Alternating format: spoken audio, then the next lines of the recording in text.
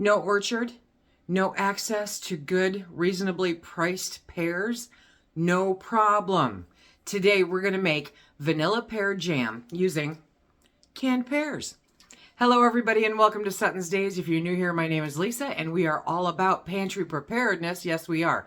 And the fact of the matter is that we don't always have access to the fresh fruit or the fresh vegetables. And so sometimes you just have to make do with what you can get your hands on. Ta-da! Okay. Now, before you all jump all over me, I read this can on the website. I read this can in person, and nowhere does it say bioengineered. But in case you're wondering, bioengineered is the new term for GMO, genetically modified, okay? So, pick your battles, my friends, whatever. But this doesn't say that, so, whatever. We are going to make vanilla pear jam out of this, and we're going to do it cost effectively by using canned pears and vanilla paste. So good. Vanilla beans, the prices have gotten just crazy, right? And everybody's making vanilla extract and all that other stuff. I'm not wasting a vanilla bean to make some jam, but I am going to use vanilla paste, and I'll show you that because the Dazer showed me that a couple of years ago, and I love this stuff. Let's get started. For this recipe, we are using Pomona's Universal Pectin. I'll put a link down below for that. It is a low sugar pectin that literally has no shelf. I mean, it can stay on your shelf forever and still be good. So there is no expiration date, no best by date. It literally is good forever, which is two of the main reasons, honestly, why I use Pomona's Pectin. One, significantly lower sugar, and two, no shelf life. It's beautiful. So for this recipe, we're using 3 of the 29-ounce cans of pears. These ones that I picked up happen to be in heavy syrup, okay? We have our Pomona's Pectin. I'll have a link down below. 1 cup of sugar, a 1/4 cup of lemon juice, okay?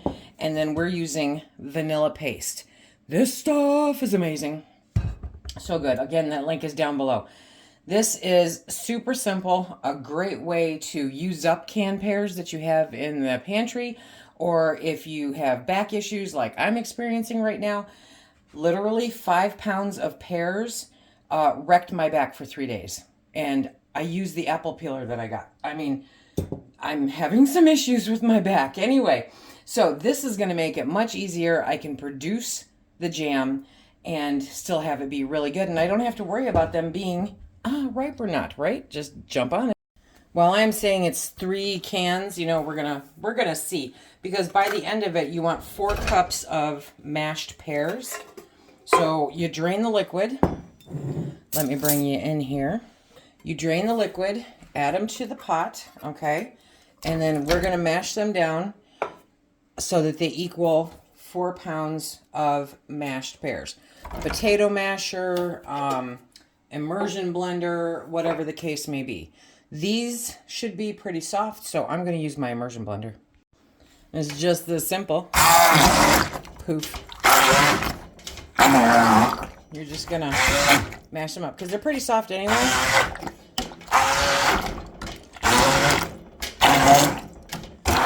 And so basically you're making like a pear sauce.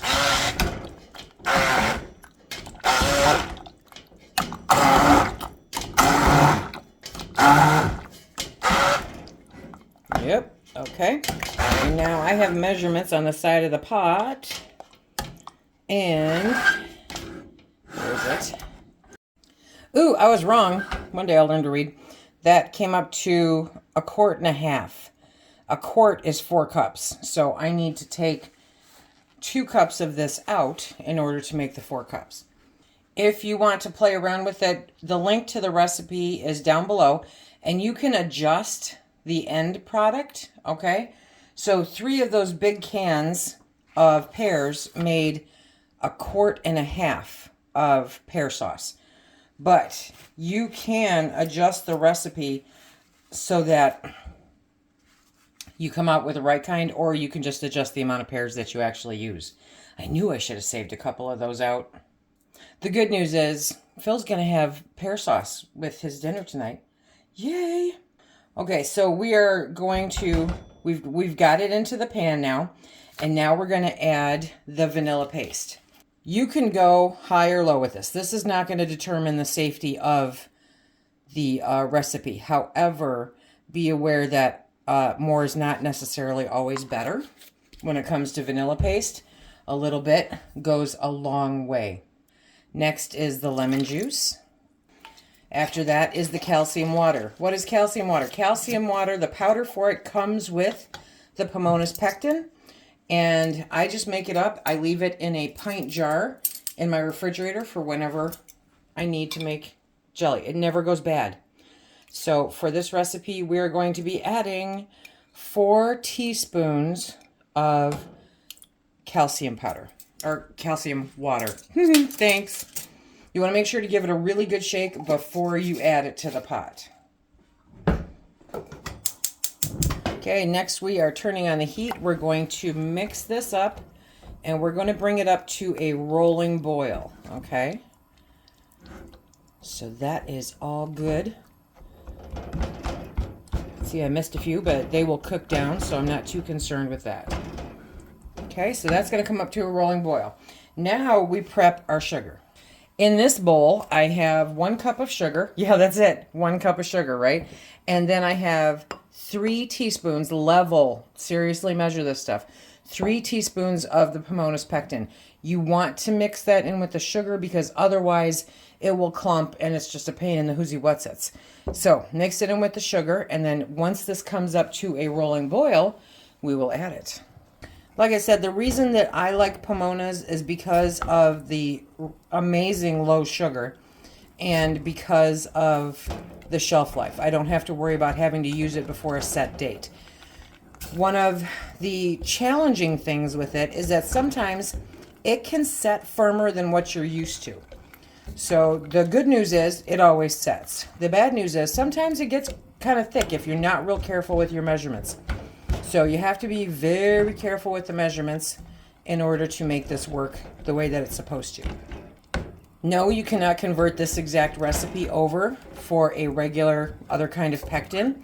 However, I'm sure that if you scour the internet, you can find an approved recipe from Ball or Bernardin, or even on the National Center for Home Food Preservation for a pear jam, and then you can add the vanilla. Like I said, the vanilla does not alter the safety of this recipe.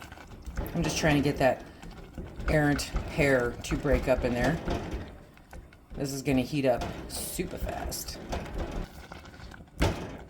So remember, we want to take this up to a rolling boil, which means a boil that you cannot stir down. We've got this bad boy bubbling. Okay, now we're going to add the sugar and the pectin combination. And we are going to very gently pour it in there, stir as we go, okay? And then we're going to bring it back up to a boil, and we're going to boil it and stir it for 1 to 2 minutes. Yep, that's all you need, 1 to 2 minutes. I wish we had smell-o-vision right now because this is so good. We've been boiling for a couple of minutes now, so I am going to move this over, and then I'm going to bring my trusty steam canner over, turn the heat back on. We're going to get that bad boy cranking back up again, okay? But now it's time to fill some jars. Vanilla pear is one of those amazing combinations. It just is so good. We're going to fill this up to a 1/4 inch headspace. I had a question the other day, so I want to let you know. Okay, 1/4 inch headspace, find your 3 rings. Your 1/4 inch headspace is that top ring right there. That's the easy way. There's also the Pokey Joe out there that will measure it for you, but that's the simplest way, is take it up to that first ring, okay? Now this is supposed to make, that was a pretty big pear piece. It's supposed to make 5 cups, which is 5 half pints of jam. I always pull out an extra jar because, well, my friends, you just never know, you know? This slathered on some beautiful homemade bread on a cold winter's day will make the world a better place. It really, really will. And if you are watching your sugar intake, then it will really make it a better place because it is so low in sugar. Does that mean no sugar? No, it means it's low in sugar. Okay. Yes, you have to add sugar. Yes, you can use honey instead, but if you are somebody who is diabetic, you know that honey impacts your glucose pretty close to what sugar does. So either way, it's just a matter of moderation. Okay, it did 5. 5. Now we're gonna wipe the rims. You can use water, you can use vinegar. I use vinegar because it just makes sense, okay? So you wanna wipe those rims because even with the funnel, it is very easy to get the jam onto the rim. And you don't want anything to get in between the lid and the jar that will prohibit you from having a really good seal, okay? As always, you know I use 4 Jars canning lids and I highly recommend them. They came and helped us when we needed it the most. They gave us what other companies were unwilling to do at a price point that made sense. They didn't try to gouge us. They came to our rescue when nobody else would. So, 4 Jars canning lids. And if you're interested in stocking up, because to me there's no such thing as a canning season, I can year round. But if you want to stock up for next year's canning season, go ahead and do it. And you can save 10% by using my code. Use the link down below. Use my code, SuttonsDaze, and you save 10%. Poof, just like that. Okay, now we're going to put the lids on finger tight. Jars are hot. Remember that the jars are hot. Finger tight means that you are not cranking it on. And if they're ugly, right? So what? As long as they work, that is it. It is not an engagement ring, my friends. It is a tool. So there we go. Whew, hot jar. You don't want to keep cranking that on. You want to go until it stops without, being able to, let's use this, being able to turn the lid, okay? There we go. Being able to turn the lid with that until it stops. Poof, that's finger tight. The purpose of that is because the canning process, and the reason the headspace is so important, is because the canning process vacates the excess air out of the jar. That headspace is factored into the equation to ensure that all of the headspace, all of the air gets out of the jar, okay? So very important. And if you screw this on too tight, then it can't do that. It can't get out. And sometimes what it does is it will buckle the lid. And that's not a desired effect, okay? Or it just won't seal, or, any number of things. So remember to put it on finger tight. There we go. Okay, so that lid's coming close to its end of days. Anyway, so those are all finger tight. Now, let's talk about the fun stuff. This is a steam canner. They are now approved, safe for use.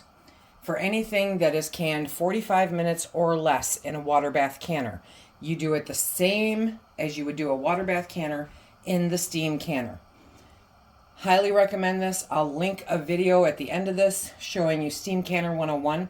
It uses 2 quarts of water as opposed to filling a pot where the water is an inch over the top of the jars.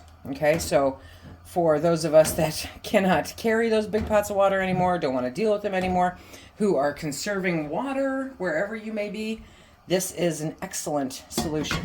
So that's heating up. We put this on. It fits right down in there. And then we will watch this gauge. And when it gets to your elevation, that's when you start your timer. Add 1 minute additional processing time for every 1,000 feet above sea level. Okay, so for me, I just have to do the 10 minutes. But definitely you want to check your altitude. So we're going to bring this up to where it's supposed to be. Then we are going to start our timer once it hits that elevation for 10 minutes. My timer went off, and so I'm going to turn off my heat. I'm going to let it sit here for just a second because you don't want any kind of shock going from one extreme to the other. Even though I have to admit, I love canning at this time of the year because it heats up the house so beautifully. Even a steam canner adds enough moisture to the air to make it warmer in the house. It's a beautiful thing, okay? So we're going to very gently, there we go. I'm going to very gently take that off. The water is bubbling in there. And now we're going to pull these out. And look at that. So good. Now, I doubt the camera's going to pick it up. I don't think the camera's going to pick it up. But you can see the little brown specks in there of vanilla bean. It's fantabulous.